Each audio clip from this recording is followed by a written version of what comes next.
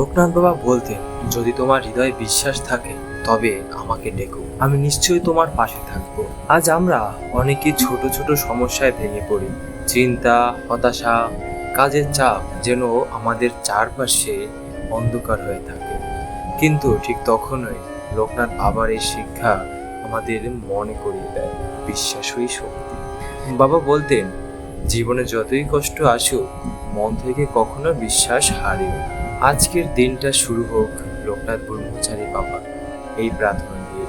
বাবা, আমাকে তোমার আশীর্বাদে শক্তি দাও, আমার মন শান্ত করো, আমাকে তুমি পথ দেখাও। যদি এই কথাগুলো আপনার মন ছুঁয়ে যায় তাহলে একটি ছোট্ট কমেন্ট করে দিন, লিখে জয় বাবা লোকনাথ। আপনার বন্ধুদের সাথেও ভাগ করে দিন এই শান্তির বার্তা। নিয়মিত এমন ভিডিও পেতে ফলো করতে ভুলবেন না। জয় বাবা লোকনাথ।